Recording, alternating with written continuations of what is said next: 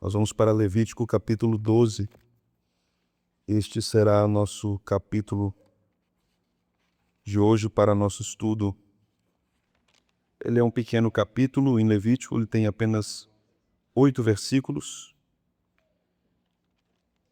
E nós vamos meditar nesses versículos. Minha esposa me perguntou o que é que eu ia pregar nesse capítulo. Eu disse a ela: se creres, verás a glória de Deus. A impureza após o parto. De fato, um capítulo desafiador, mas ele é muito simples, né? Nós não teremos muitas dificuldades em compreendê-lo, se observarmos atentamente, né? Vamos ler? O texto diz assim: Disse mais o Senhor a Moisés: Fala aos filhos de Israel, se uma mulher conceber e tiver um menino, será imunda 7 dias. Como nos dias da sua menstruação, será imunda. E no 8º dia se circuncidará o menino a carne do seu prepúcio. Depois ficará ela 33 dias a purificar-se do seu sangue, e nenhuma coisa santa tocará, nem entrará no santuário até que se cumpram os dias da sua purificação. Mas se tiver uma menina, será imunda 2 semanas, como na sua menstruação. Depois ficará 66 dias a purificar-se do seu sangue. E cumpridos os dias da sua purificação, por filho ou filha, trará ao sacerdote um cordeiro de 1 ano, e por holocausto, e um pombinho ou uma rola por oferta pelo pecado à porta da tenda da congregação. O sacerdote o oferecerá perante o Senhor, e pela mulher fará expiação, e ela será purificada do fluxo do seu sangue. Esta é a lei da que der à luz menino ou menina.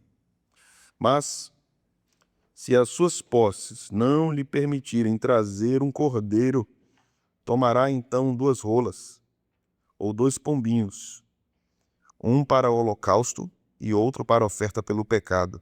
Assim o sacerdote fará expiação pela mulher, será limpa. Amém, meus irmãos? Amém. Vamos orar. Ó Senhor, grande é a tua sabedoria, muitíssima é a tua graça sobre o seu povo. Que o Senhor, nesta noite, mais uma vez, nos ensine as Escrituras, que o Senhor abra nosso entendimento e nosso coração, que sejamos tocados pela graça, fortalecidos por ela, que o Senhor desvende os nossos olhos para contemplarmos as maravilhas de tua lei. Obrigado, Senhor, por tanta bondade manifesta nos mandamentos. Obrigado por teu favor. Obrigado por nos ensinar também acerca da beleza da lei.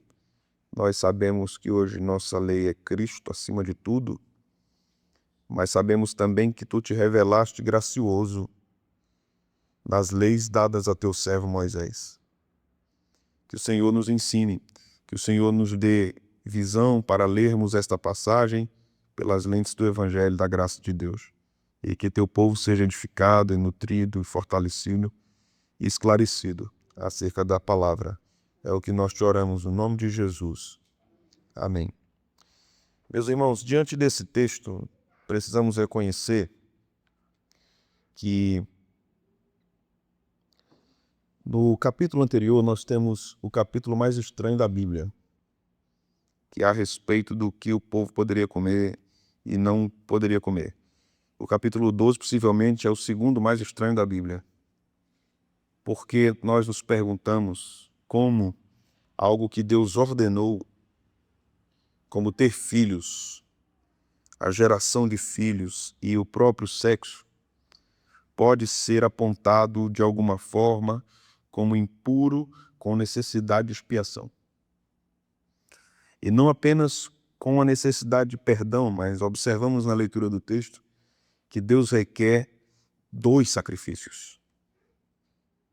Então a gravidade do que estava acontecendo ali, de modo natural, podemos dizer assim, é apontado no capítulo como algo grave. Nós precisamos de alguns caminhos para entendermos esse capítulo, bem como entendermos os capítulos que se seguem acerca da lepra, no capítulo 13, que é um capítulo bem longo, a respeito disso ainda no capítulo 14, e a respeito das imundícias do homem e da mulher no capítulo 15. Esses capítulos são importantes porque eles vão tratar geralmente da mesma coisa, com localizações diferentes acerca da impureza.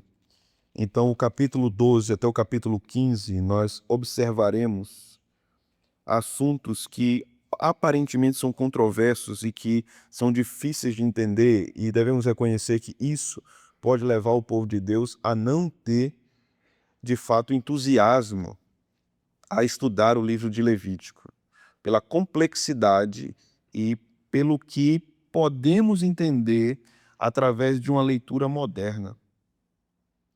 Porque através de uma interpretação moderna, através de uma interpretação que se precipita a examinar o texto, nós poderíamos concluir que Deus está dizendo que a mulher é uma criatura menos digna do que o homem. Então, sabedores que existe o capítulo 15, nós vamos ver que não é isso. Porque no capítulo 15 também temos as imundícias do homem, em termos corporais. Mas a primeira coisa que devemos saber para entendermos tanto o capítulo 12 como o capítulo 15, que é um desenvolvimento do capítulo 12 e também um complemento, porque vai tratar acerca de homens sexo masculino, nós precisamos compreender que Deus está tratando através da lei acerca do pecado, como nós vimos no capítulo anterior, de modo simbólico, com a dieta, com os animais puros e impuros, fazendo com que o povo entenda que os animais impuros significava a relação que os judeus ou os hebreus não deveriam ter com os gentios. E os animais puros simbolizavam o povo de Deus foi separado para a glória de Deus. Nós confirmamos isso, essa interpretação, lá no livro de Atos, quando Pedro tem a visão dos animais impuros, segundo a lei, descendo pelas pontas de um lençol e Deus ordenando que ele comesse. E Deus diz a ele que ele não faça comum ou imundo que ele purificou. E o próprio capítulo explica que aqueles animais simbolizavam a abertura para a pregação aos gentios. Então, o capítulo 11 é explicado dessa forma lá no livro de Atos. Nós tratamos isso profundamente na semana passada. Infelizmente, tivemos um problema com nossa gravação e esse estudo não ficou salvo. Então, quem veio, veio. Quem ouviu, ouviu. Né? Quem não ouviu, nunca mais vai ouvir. Não é assim, não. Então, olhando para aquilo, nós percebemos que Deus apresenta o pecado como algo externo também, externo a nós. No capítulo 12, do capítulo 12 ao 15, Deus apresenta o pecado não apenas como externo a nós, mas em nós. Deus está mostrando que toda a criação está contaminada pelo pecado terrivelmente. O que Moisés está mostrando aqui é o que Paulo vai falar lá em Romanos capítulo 8, a respeito da sujeição da criação ao pecado. Então, o homem internamente é impuro, externamente é levado também à impureza. Essas são as primeiras coisas que nós devemos contabilizar aqui. Depois, irmãos, ao procurarmos entender esses capítulos, é importante que entremos em seu mundo, no mundo de Moisés, no mundo do povo de Deus, a peregrinação, o mundo antigo, onde o povo estava localizado, em vez de lermos com nossa lente cultural. Então, antes de qualquer interpretação precipitada que venha afirmar que este capítulo é completamente machista, nós precisamos entender que, na verdade, nós temos algo que é completamente oposto a isso aqui. Então, a leitura equivocada levará a uma conclusão equivocada. Só desvendaremos o significado desse capítulo se nós realmente entendermos o que Moisés está ensinando aqui. E Moisés não está ensinando que as mulheres são inferiores ao homem. Moisés também não está ensinando que o sexo é sujo e pecaminoso. Moisés também não está ensinando que o parto é algo abominável, porque o capítulo trata sobre a purificação depois do parto, né? Então nós precisamos observar isso com muita atenção. Uma outra coisa que nós devemos considerar a título de introdução é que o termo limpo ou estar limpo significa estar em um estado apropriado para aproximar-se de Deus. No livro de Levítico é isso que significa. Estar em um estado apropriado para adoração. Esse ponto é extremamente importante para entendermos a respeito da impureza da mulher e como ela deveria se preparar para voltar à adoração depois do parto. Ser impuro, no mesmo contexto de Levítico, significa estar vivendo ou em um estado impróprio de aproximar-se de Deus na adoração pública com todo o seu povo. Então, limpo e impuro significam isso. Limpo ou puro, estar apto a aproximar-se de Deus. Impuro, estar inapto a aproximar-se de Deus. Então, era necessário expiação. Então, as categorias não devem ser equiparadas às ideias modernas de limpeza e de sujeira. Então, devemos esquecer os nossos conceitos atuais disso quando nós olhamos para esse texto de Moisés. E aqui também nós devemos observar os regulamentos que foram elaborados para serem boas notícias e que explicam, mostram o favor e a graça de Deus, mesmo que a nossa leitura seja viciada por conta da nossa cultura. Esse é um ponto que nós devemos sempre nos lembrar. Se você não entende um texto bíblico, o problema não está no texto, o problema está no leitor. Certo? O problema nunca está no texto bíblico. O texto bíblico é a palavra inspirada de Deus. O problema está na lente de quem lê, ou nos olhos de quem lê. Então nós precisamos, de fato, desenvolver um trabalho para compreendermos a palavra de Deus. A palavra de Deus é muito clara e objetiva para edificar o crente nas coisas básicas da vida cristã, mas ela também tem o seu grau de dificuldade, que nós precisamos investigar e estudar. Daí a importância de nós sermos crentes estudiosos das Sagradas Escrituras. Hoje eu terminava de escrever um texto a respeito da história do congregacionalismo nos Estados Unidos da América, e eu li um livro que dizia algo interessante a respeito das marcas do congregacionalismo nos Estados Unidos, né? Ele dizia o seguinte: as grandes marcas dos congregacionais era a sua teologia do pacto, que era ensinada por meio da pregação. Então, pregação e essa teologia da aliança eram fundamentais na identidade congregacional, até porque o congregacionalismo valoriza muito a ideia da congregação, da comunhão da congregação. E a segunda grande marca dos Estados Unidos do congregacionalismo nos Estados Unidos da América era a educação.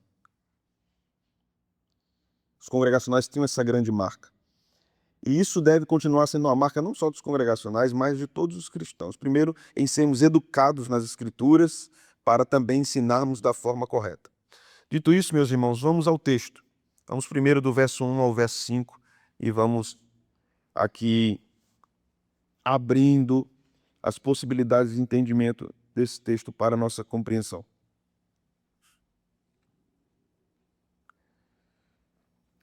Vamos lá, veja o verso 1. Disse mais o Senhor a Moisés: fala aos filhos de Israel, se uma mulher conceber, tiver à luz um menino, será imunda 7 dias.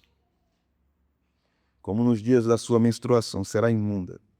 E no 8º dia se circuncidará o menino a carne do seu prepúcio.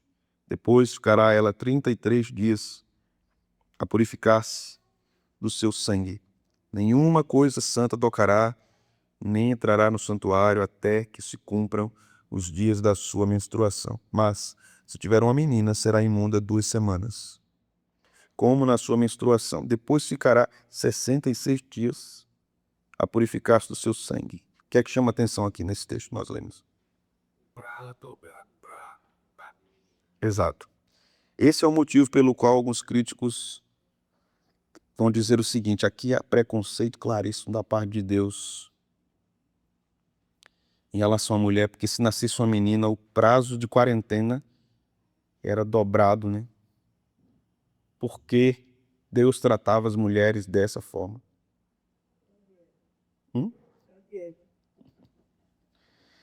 Vamos investigar aqui, né? Quando uma mulher israelita dava à luz, ela se tornava cerimonialmente impura.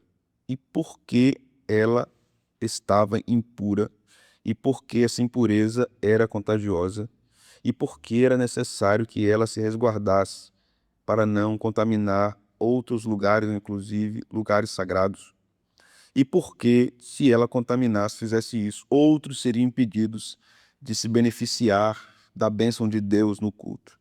Por que a duração de seu tempo de impureza variava? São várias perguntas que nós temos diante de nós aqui no texto. A depender se era menino ou menina, essa mulher teria um período diferente de reclusão. São muitas perguntas que nós devemos observá-las com cuidado. A primeira coisa que nós devemos observar aqui, com respeito a essa reclusão, está na questão do sangue. Certo? Esse é o grande motivo da reclusão. A questão do sangue. Porque o sangue era a vida. Nós lemos isso várias vezes nas Escrituras. Então, a perca de sangue para a realidade hebraica era como se a mulher tivesse perdido parte de sua vida. Ali residia nesse conceito uma ideia de impureza. Nós vamos evoluir na compreensão disso. Mas isso aqui precisa ser posto. Ali residia essa ideia de impureza, por causa desse fluxo, por causa desse sangramento. Então, aqui nós vemos já mais uma vez a asseveração da lei a respeito do menino que nascia. Ao 8º dia, ele deveria ser circuncidado na carne do seu prepúcio. Então, o menino deveria receber a marca, o corte no seu órgão genital. Aquilo era uma marca que ele pertencia a Deus, em primeiro lugar. Ele nem pertencia à mãe nem ao pai, ele pertencia primeiro a Deus. A criança era oferecida a Deus quando era circuncidada, o menino era circuncidado. Então, no verso 4, nós temos a recomendação a respeito da reclusão. Ficará ela 33 dias a purificar-se do seu sangue. Nenhuma coisa santa tocará, nem entrará no santuário, até que se cumpram os dias da sua purificação. Por que os irmãos acham que isso acontecia? Por que ela não poderia voltar antes ao culto? Ela tinha que obedecer esse prazo. E por que, se fosse uma menina, o prazo era dobrado? Vocês já chegaram a refletir sobre isso alguma vez?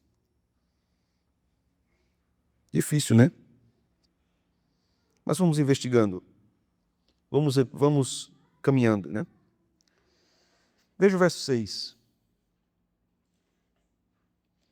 E cumpridos os dias da sua purificação, por filho ou filha, trará o sacerdote um cordeiro de 1 ano por holocausto, e um pombinho ou uma rola por oferta pelo pecado, à porta da tenda da congregação. Porque em outras questões de impureza, bastava apenas lavar a roupa. E a mulher, por causa do parto, tinha que oferecer 2 sacrifícios.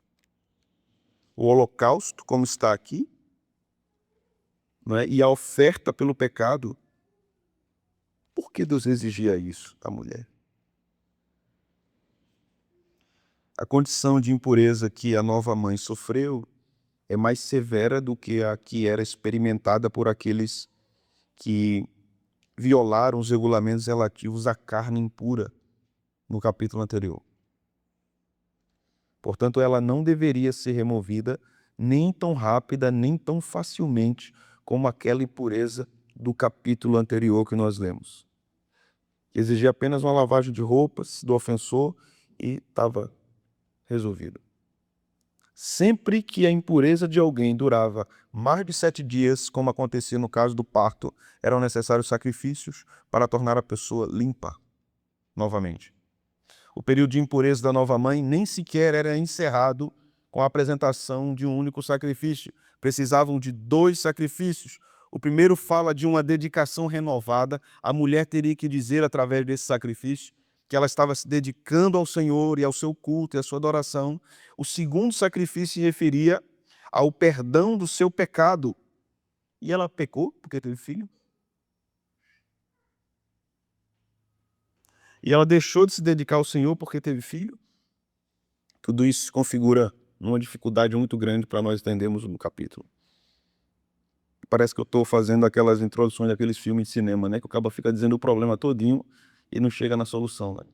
Mas calma lá, ele vai chegar. Como, meus irmãos, poderia ser pecado algo que Deus ordenou ao seu povo? Como Deus disse, está impura, se ele disse, tenham filhos, cresçam e multipliquem? Como que Deus condena algo que ele mesmo abençoou antigamente? Essa oferta não está relacionada a nenhum pecado específico, mas mostrava uma consciência de que a nova mãe teria cometido pecados durante o tempo em que esteve ausente da adoração. Lembram que ela está em reclusão? O pecado não está em ter tido a criança.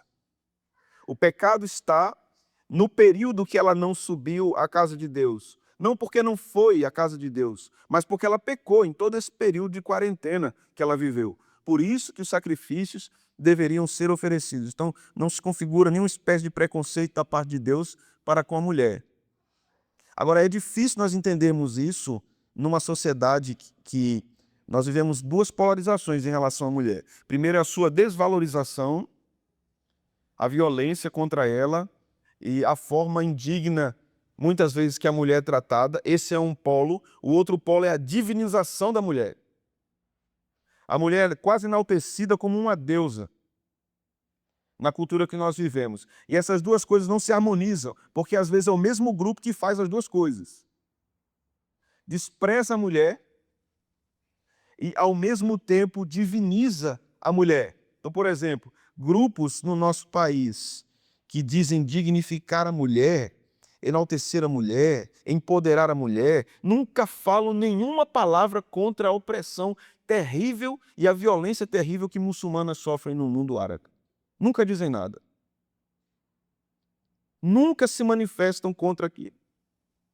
Então essas polarizações fazem com que nós tenhamos dificuldade de entender muitas vezes o que é que a Bíblia está dizendo. E muitas vezes encontramos crentes, às vezes mulheres professaram fé no Evangelho, dizendo é preciso reconhecer que a Bíblia é machista.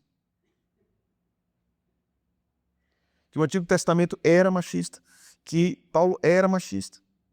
Só Jesus que não era machista. Vamos observar com calma antes de fazermos uma afirmação dessa natureza. Não devemos negar que o mundo patriarcal do Antigo Testamento fazia com que uma cultura judaica se desenvolvesse de modo ofensivo à mulher. Mas isso era a cultura judaica. Isso não era um mandamento bíblico. Esse era o entendimento judaico acerca do mandamento bíblico. Mas não era o que Deus estava falando e o que Deus estava ensinando. Deus ensina o seguinte acerca da mulher: e os 2 serão imagem de Deus, uma só carne. Os 2 têm imago Dei, imagem de Deus. A dignidade do homem e da mulher perante Deus é igual.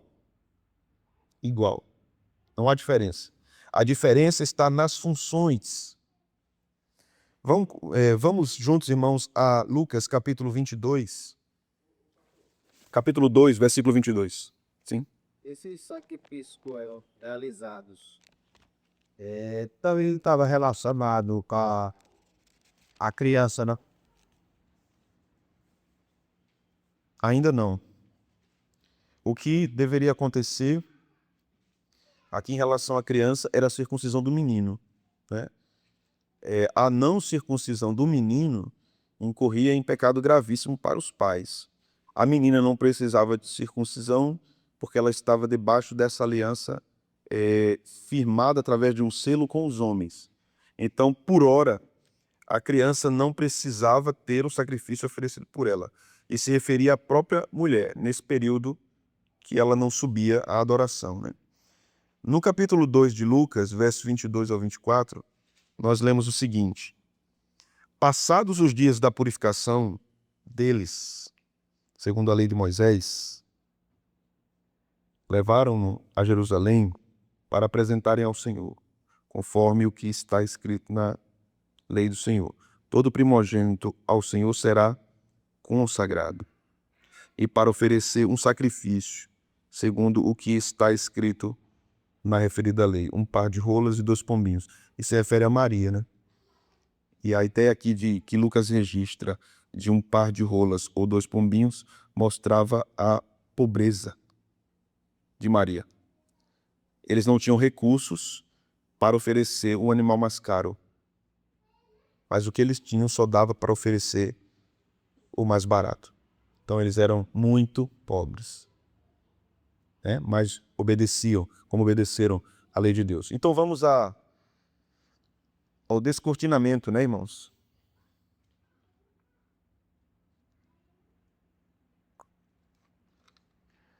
Esses versículos que nós lemos, os 8 que nós lemos, né, nos levam a alguns questionamentos. O primeiro era por que era necessário um período de purificação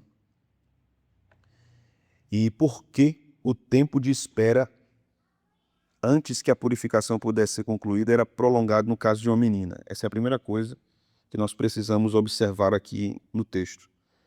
Por que era necessário que ocorresse dessa forma? Por que esses regulamentos vinham dessa forma? Primeira coisa, vamos lá.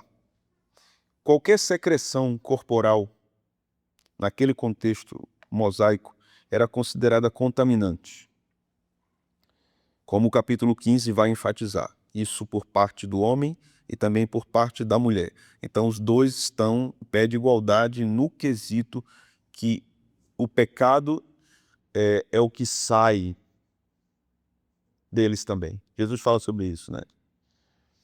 Então, quando Jesus se refere ao coração, do coração todos os pecados fluem, o Antigo Testamento também mostra que o próprio corpo do homem está relacionado à impureza. Homem e da mulher, né? Homem aqui no sentido geral. Mas perder sangue era de suprema importância por causa do que o sangue representava. Então, isso precisa estar em mente quando nós analisamos esse capítulo.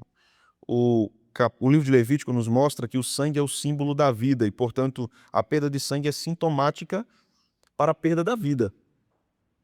Isso era sério para aquele contexto. Tudo isso está apontando para Cristo, por causa do sangue de Cristo derramado e tudo mais. Então, aqui está, em Levítico, associada à morte, à corrupção. A mulher está dentro desse contexto aí. Portanto, um comentarista do Antigo Testamento chamado Gordon Wenham diz o seguinte: por causa da sua importância simbólica, o sangue é ao mesmo tempo purificador ritual, quando o sacrifício acontece, o animal é morto e o sangue é derramado. Então o sangue purifica de modo eficaz, mas o sangue também é uma substância poluente quando está no lugar errado. O lugar errado aqui é quando o sangue sai do corpo da mulher. Ele se torna impuro. Quando o sangue é derramado do animal, ele está no lugar apropriado. Então, o fluxo de sangue não apenas colocava potencialmente a vida de uma pessoa em risco, mas também tornava o corpo de uma pessoa menos inteiro. Se há vida no sangue, quando você perde sangue, você está perdendo vida. Então isso se configurava como impureza. E por que isso aconteceu? Por causa da entrada do pecado no mundo. Lembram da maldição do Senhor? Que a mulher daria luz com dores multiplicadas. Então isso é uma consequência da queda. Antes que a adoração que a mulher deveria prestar ao seu Deus fosse retomada, antes que ela voltasse à frequência, à adoração pública, a integridade dela devia ser totalmente restaurada e essas deficiências físicas superadas. Então, por isso que ela tinha que passar esse período de reclusão e ela tinha que oferecer os sacrifícios por seus pecados. Dar à luz também era um outro ponto interessante aqui de analisarmos. Sempre foi perigoso uma mulher dar à luz. Toda gravidez em menor ou maior medida é de risco. Agora existe aquela de alto risco e a de menor risco. Mas a mulher parir uma criança é perigoso. Isso deve ser levado em consideração aqui, porque está relacionado à ordem espiritual do mundo. Porque não seria assim se o pecado não tivesse entrado no mundo. Então era perigoso espiritualmente, porque invocava a penalidade de Deus. Deus infligiu às mulheres isso após a queda, após a desobediência de Eva. Desafiava o domínio de Satanás sobre o mundo também. O nascimento de uma criança também era perigoso por conta disso, porque o povo hebreu estava esperando o Messias, né? Então, a cada menino que nascesse, ou uma menina que nascesse, potencialmente o Messias estava mais perto. Como assim? Uma menina que nascesse? Sim, o Messias poderia nascer dela, entende? Se fosse diretamente um menino, o menino poderia ser o Messias. Então, o parto era potencialmente perigoso. Isso aqui é muito interessante. Depois nós devemos analisar aqui que, embora outras nações acreditassem que o mal poderia estar envolvido nisso, né, que feitiços poderiam estar envolvidos nisso, nesse processo que a mulher vivia, os livros de Moisés não dão nenhum indício disso, nem nenhuma relação com o demoníaco, com o satânico, em relação a esse processo que a mulher vive. Dar à luz ali, e hoje também, né, era extremamente perigoso por conta do risco físico que a mãe corria, bem como da vida do próprio filho. Hoje, nós temos mais recursos, mais segurança, mas no mundo antigo e até mais recente, era extremamente perigoso. E considerar a morte de filhos era algo normal. Então, muitas famílias tiveram 10 filhos, 3 sobreviveram, 2 sobreviveram. Outras, todos morreram. Mulheres tiveram 15 filhos e todos morreram. Então, nós tínhamos um contexto de perigo completamente presente no dar à luz a um bebê. Quando nós lemos um comentário interessante de um teólogo chamado Baruch Levine, ele diz o seguinte: a comunidade procurava proteger a mulher, comunidade judaica. Esse é um judeu falando. Proteger a mulher e ampará-la. Então, esses regulamentos eram uma medida de proteção à mulher, não de desrespeito à mulher. Durante todo aquele período que ela estivesse fora, ela devia esperar o momento certo de voltar, deveria ser tratada com respeito, com carinho e com compreensão por parte dos sacerdotes e do povo de Deus. Deus estabeleceu essa quarentena também para a plena recuperação da mulher. Não é um preconceito, é um cuidado, irmãos. Deus está agindo favoravelmente às irmãs naquele período, né? Então a gente vai para a segunda pergunta: por que o tempo era diferente? O mundo moderno tem várias suposições, os intérpretes modernos também têm várias suposições sobre isso. E nós vamos investigar um pouco aqui a respeito disso. Vejam, não é o nascimento da criança que torna a mãe pura, como nós já vimos, muito menos o gênero da criança ou a perda do sangue da mãe que causa, de fato, a impureza. É tudo que envolve o pecado na cultura judaica e na vida humana, no corpo humano. A impureza resultante não tem nada a ver com pecado ou maldade da parte da mulher, mas com toda aquela questão cerimonial, conforme nós explicamos anteriormente.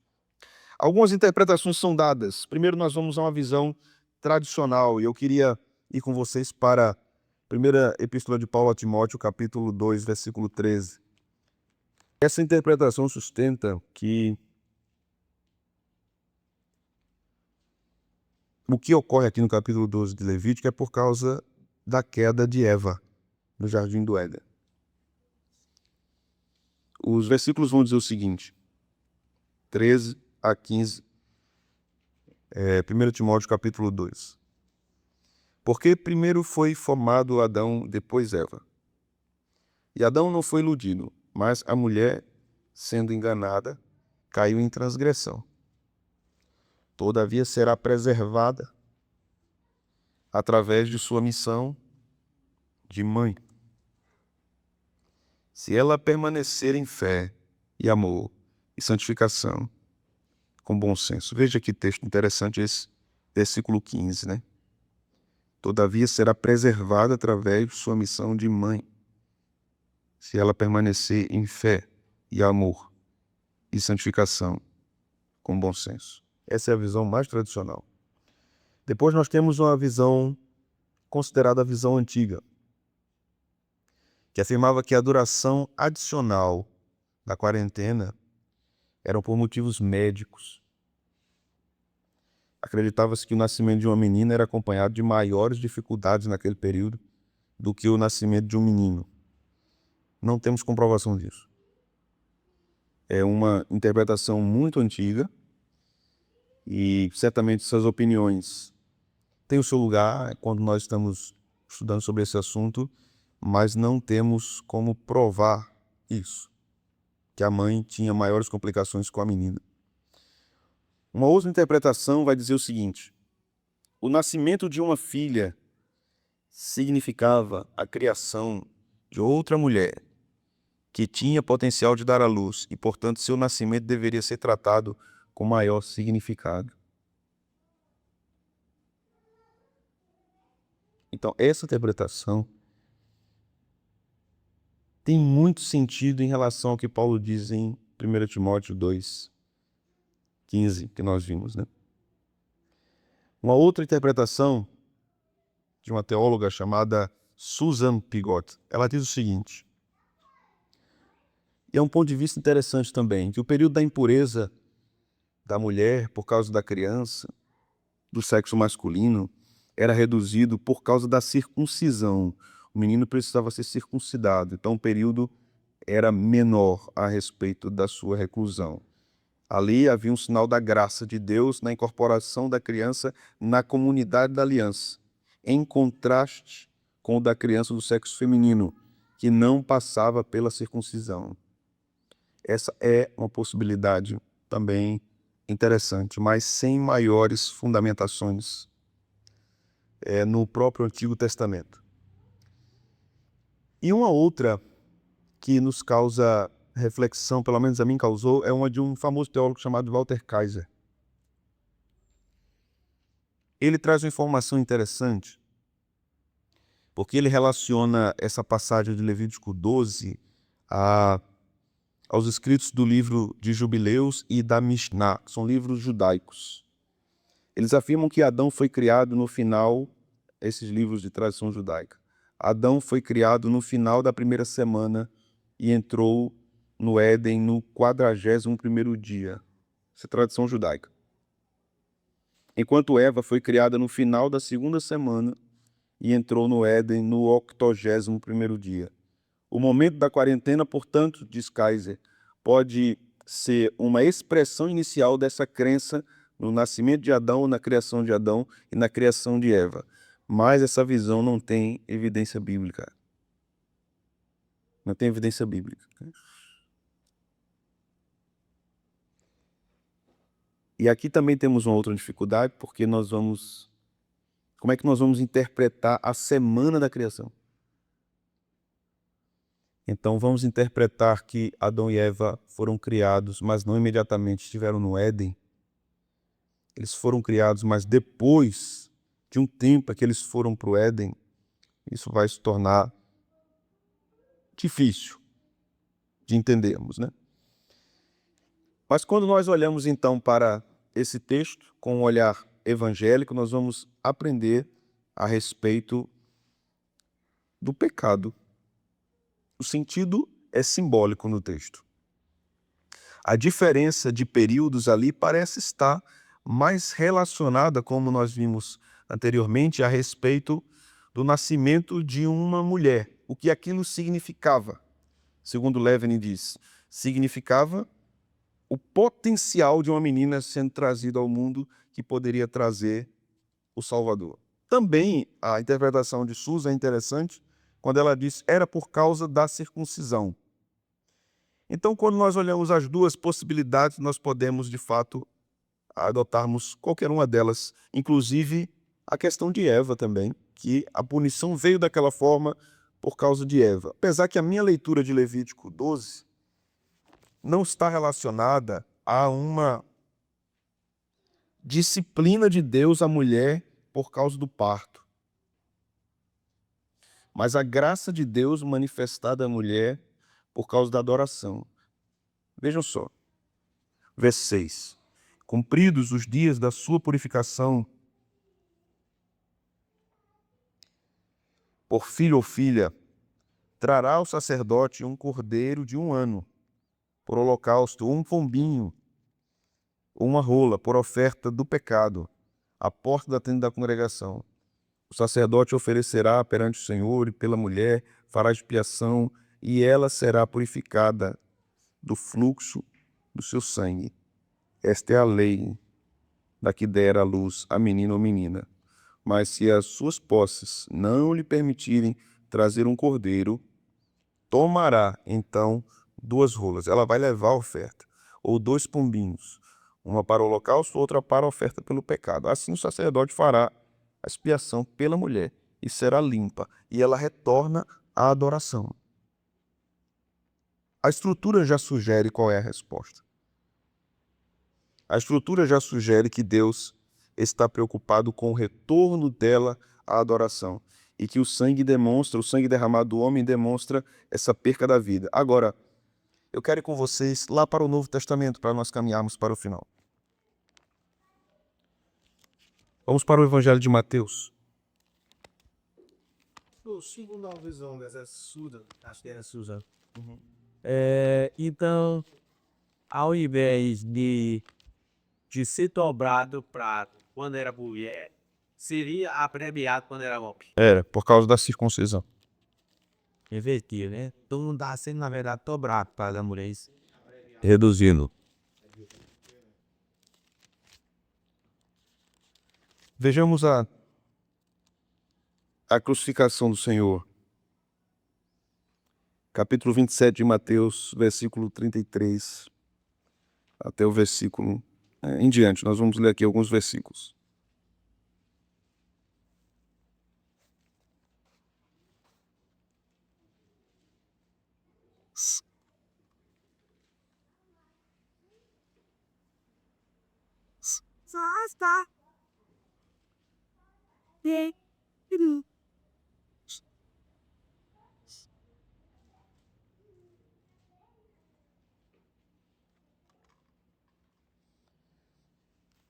O texto vai dizer, verso 33.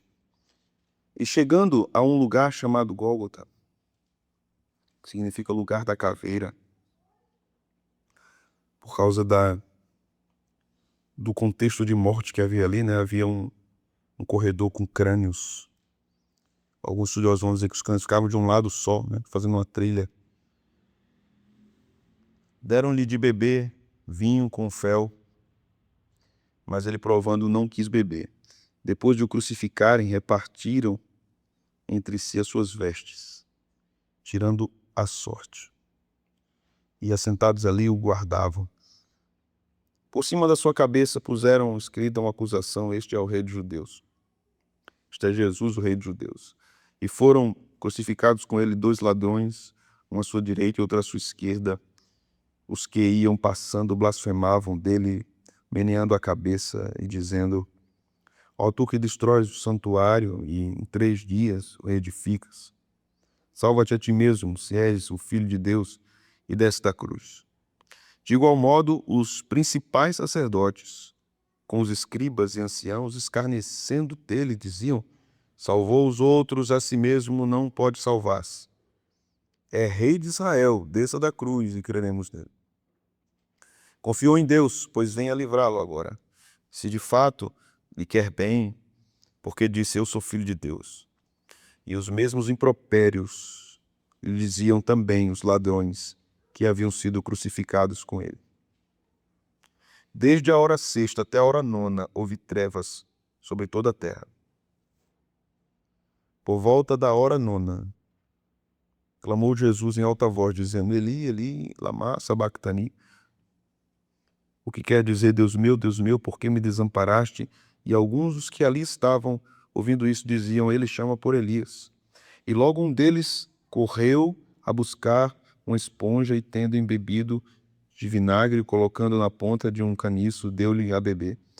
Os outros, porém, diziam: deixa, vejamos se Elias vem salvá-lo. Jesus, clamando outra vez, com grande voz, entregou o Espírito. O véu do santuário se rasgou em duas partes. De alto a baixo, tremeu a terra, fenderam-se as rochas.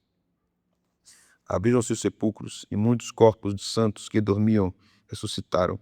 E, saindo dos sepulcros, depois da ressurreição de Jesus, entraram na cidade santa e apareceram a muitos. Até aqui, irmãos. Aqui nós temos a narrativa do sangue derramado de Cristo.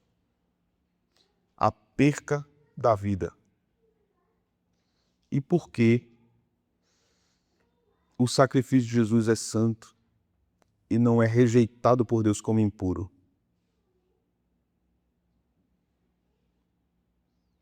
Se quando a mulher perdia sangue, aquilo era um símbolo da vida que não estava inteira, porque a vida estava no sangue, por que quando Jesus perde sangue não é encarado da mesma forma? E por que o texto diz que somos lavados pelo sangue de Jesus?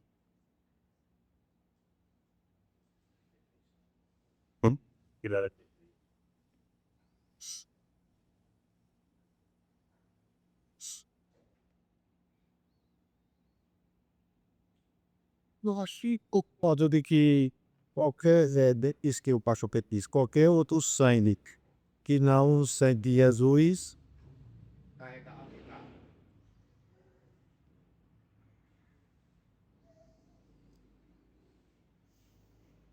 Qualquer outro sangue que não o sangue de Jesus carregava pecado. Mas era o próprio Deus que dizia que no sangue havia vida, por isso que quando o sangue era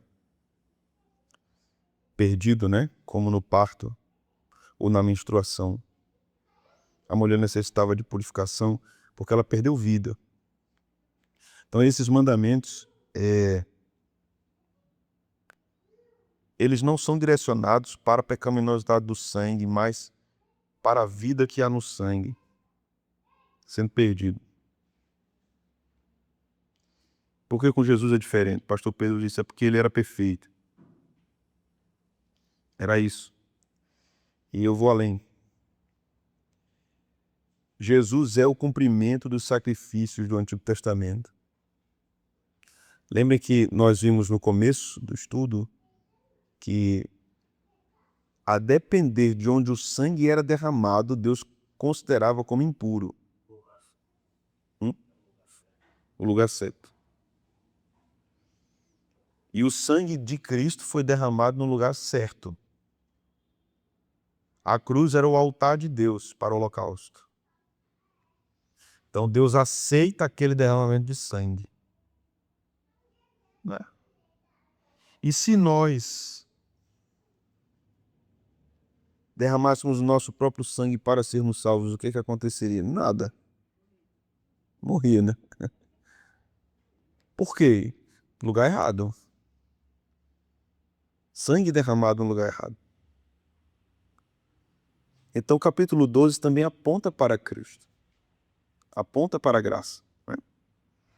Mas eu quero finalizar com uma aplicação aqui, irmãos.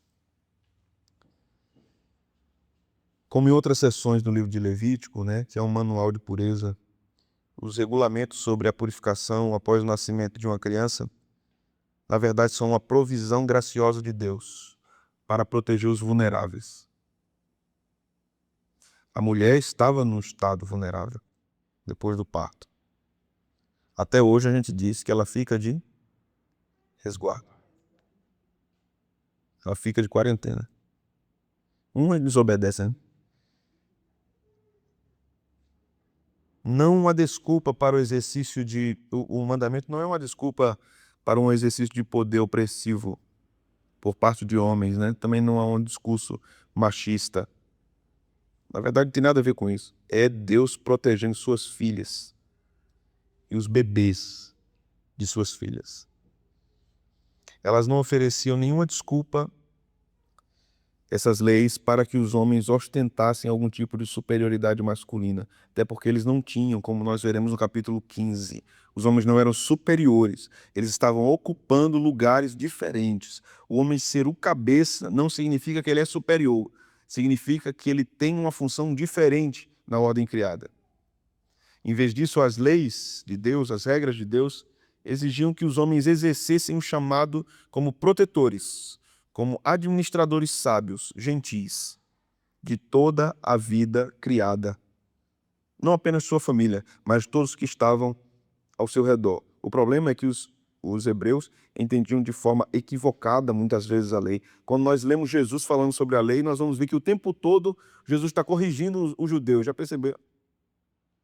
O tempo todo ele está corrigindo o pensamento errado deles e as aplicações erradas que eles estavam fazendo acerca da lei.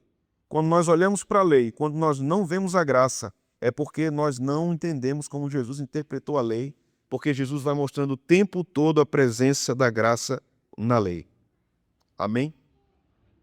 Os irmãos têm alguma pergunta?